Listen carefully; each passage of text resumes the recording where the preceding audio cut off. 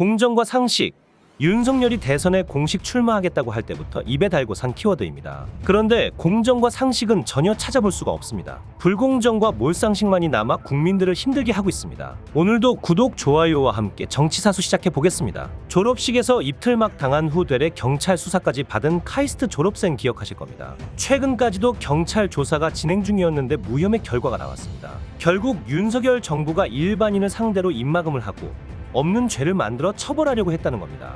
해당 카이스트 졸업생 신민기 씨가 윤석열을 향해 비판의 목소리를 냈습니다. 신 씨는 석유시추 상황을 보면 너무도 관대하지 않나. 과학자들도 그런 관대한 마음으로 대하라. 그래야 최악의 대통령과 같은 평가를 면할 수 있을 것이다라고 지적했습니다. 신 씨는 8일 오후 전화통화에서 주변에선 경찰 수사를 받는 것에 대해 말도 안 된다고 했지만 저로서는 어떤 결과가 나올지 모른다는 생각에 긴장하며 기다렸다라며 대통령 경호처의 강압적인 연행을 합리화하기 위해 억지 죄목을 붙였다는 생각이라고 말했습니다. 그러면서 자유를 그렇게 강조했던 대통령인데 그 자유가 과연 시민의 자유였는지 묻고 싶다라며 제 사건 이후에도 그런 일이 반복됐으며 최근엔 당시 경호처 차장이 병무청장으로 임명됐다. 윤 대통령은 전혀 반성하고 있지 않다라고 강조했습니다. 대통령이라는 사람이 시민 하나 입틀막하고 구속해서 연행해놓고 아무런 거리낌도 없었다는 겁니다. 신 씨는 지난 2월 16일 카이스트 졸업식에서의 윤 대통령 연설 도중 R&D 예산 삭감에 항의하는 피켓을 들고 목소리를 높였습니다.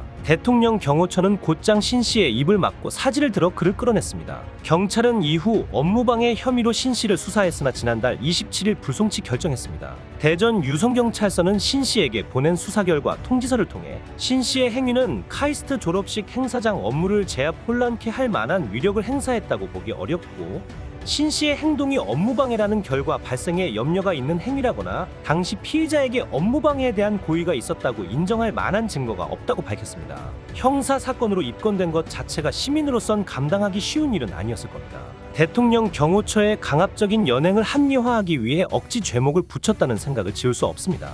신 씨는 경찰에 직접 출석해 조사받고 소식 없는 상태가 이어지면서 일상이 깨졌다. 졸업 후 취업을 생각하고 있었는데 수사로 인한 불이익이 걱정돼 그것도 미뤘다고 밝혔습니다. 이어 윤석열 정부의 R&D 삭감에 대해서도 삭감 과정에서 법과 절차를 무시한 점 그리고 지금 연구 현장의 피해를 지금껏 제대로 조사하지 않았다. 졸속 삭감의 원인을 제대로 밝히지 않으면 복원도 제대로 될 수 없다. 이를 밝히기 위해 국정조사가 꼭 필요하다고 주장했습니다. 윤석열은 이런 것쯤은 거들떠도 안 보고 있습니다. 김건희가 공식 석상의 모습을 드러내기 시작하자마자 곧바로 또 해외 순방을 나서겠다고 발표했습니다. 김건희는 그동안 잠적해 있는 동안 해외여행 못 가서 어떻게 참고 있었나요? 윤석열이 오는 15일 김건희와 함께 투르크메니스탄, 카자흐스탄, 우즈베키스탄을 각각 국빈 방문합니다. 김태효 국가안보실 1차장은 7일 오후 서울 용산 대통령실에서 브리핑을 통해 이같이 발표했습니다. 김 차장은 고대 실크로드의 중심지였던 중앙아시아는 유럽과 아시아를 잇는 전략적 요충지라며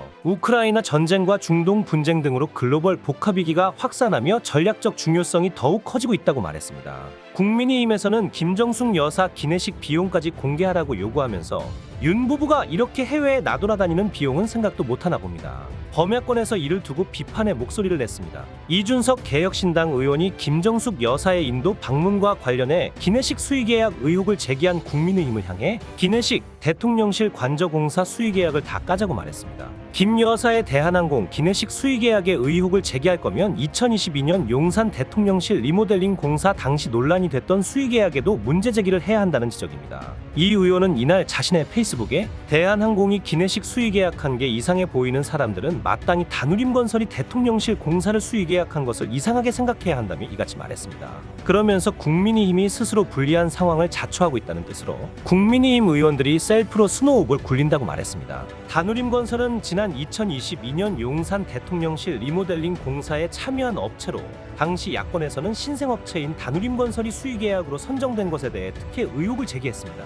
이 의원은 지난 2022년 6월 국민의힘 대표일 때 한 라디오 방송에 출연해 다누림 건설 논란에 대해 보안성부터 시작해서 그런 것들을 고려해 내린 판단인지 이런 것들도 저희가 한번 검토해 보겠다며 대통령실을 겨냥한 바 있습니다. 윤석열 석유 발언을 두고도 계속해서 논란이 터져나오고 있습니다. 시민단체 세금 도둑 잡아라의 공동대표인 하승수 변호사가 한국석유공사 액트지오간 용역 체결 근거로 추정되는 관련 자료를 정보 공개 청구했다고 8일 밝혔습니다. 하 변호사는 이날 정보 공개 청구를 통해 2022년 12월 20일자로 작성된 동해 울릉분지 종합기술평가 계획안과 해당 용역 입찰 관련 서류 등을 한국석유공사에 요청했습니다. 입찰 참가 업체 명단과 입찰 결과에 관한 문서, 해당 용역 최종 보고서, 용역과 관련해 국내외 전문가로부터 자문받은 내역 일체가 정보 공개 청구 대상에 포함됐는데요. 하 변호사는 해당 문건이 한국석유공사가 액트지오에게 수행토록 한 용역 관련 문건일 것으로 추정했습니다. 하 변호사가 안일 공개한 2022년 12월 21일 작성된 동해 울릉분지 종합기술평가 수행계획안 문건에는 한국석유공사가 용역 계획을 수립, 계약, 완료하는 일정이 담겼습니다. 해당 문건은 동해 심해 지역에 부존하는 석유 자원의 잠재적 가치와 천해 지역의 잔여 유망성을 규명하여 향후 동해 지역 종합 탐사 전략을 제시하기 위한 동해 울릉분지 종합기술 평가 수행 계획안을 추진하니 결재하여 달라는 내용이 적혔습니다. 문건에서 기술 평가는 공사와 심해 전문 평가기관 기술진으로 평가단을 구성한 후 공동 기술 평가를 수행하는 방식으로 계획됐습니다. 또 국내 외 학계 전문가 자문단을 구성해 평가 결과를 추가 검증키로 했습니다. 용역 일정은 2022년 12월부터 2023년 3월까지 입찰 및 계약을, 2023년 2월부터 같은 해 11월까지 기술평가를 수행키로 했습니다. 2023년 12월 결과 도출 및 종합 탐사 전략을 제시하는 순이었습니다. 소요 비용은 210만 달러로 추정됐습니다. 심해 전문기관 평가 및 전문가 자문단의 100만 달러, 전산제 처리 등 기타 비용의 50만 달러가 책정됐습니다. 하 변호사는 용역 사업 제목이 종합기술평가라는 것을 두고 제목이 좀 의외라며 심층 분석, 심층 평가가 아니라 종합기술 평가라는 다소 의외라고 밝혔습니다. 그는 지금의 논란을 해소하기 위해서는 자료 공개만 제대로 하면 된다라며 이미 완료된 용역 결과이니 국민 앞에 공개해야 마땅하다. 감추려 하면 논란만 커질 뿐이라고 밝혔습니다. 여당인 국민의힘은 국회 구성에서 거대 야당에 밀리며 범야권에 손을 벌리고 있습니다. 그러나 이준석 개혁신당 의원은 국민의힘과 협력 가능성에 대해 보수파탄의 수계가 있는 한 그건 어려울 것 같다고 말했습니다. 이 의원은 수계가 누군지 말씀 안 드리겠다고 말했지만 윤석열 대통령이 있는 한 여당과 손잡을 마음 없다는 의미로 해석됩니다. 8일 정치권에 따르면 이 의원은 전날 저녁 MBC 라디오 권순표의 뉴스 하이킥에서 여당이 개혁신당을 향해 손짓을 보내고 있다는 말에 제가 정치 입문할 때 황우여 대표와 같이 비대위를 했다. 원래 그 어른은 존경하던 분이어서 그 어른하고는 각을 세우는 게 부담스럽다고 한 뒤 그런 개인적인 관계보다는 야당 의원으로서 지적할 건 지적하겠다고 말했습니다. 이에 진행자가 이리 와라 같이 가자 이렇게 초청한다면이라고 묻자 이 의원은 그건 불가능한 얘기다고 확실히 선을 그었는데요. 그 이유로 저희가 범야권이긴 하지만 범보수권으로 봤을 때도 보수파탄의 수계가 있는 한 그건 어려울 것 같다라는 점을 들었습니다.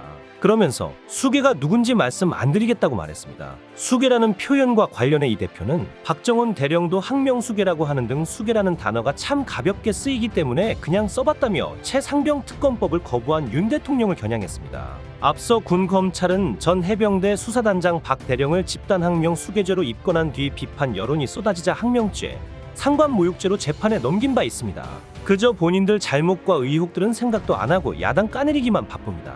이게 지금의 정부 여당의 현실입니다. 공정과 상식, 자유와 평등은 이미 사라진 지 오래입니다. 오늘 내용은 여기까지입니다. 유익하셨다면 구독과 좋아요 한 번씩 부탁드립니다. 대한민국이 바로 서는 그날까지 정치사수가 함께하겠습니다. 감사합니다.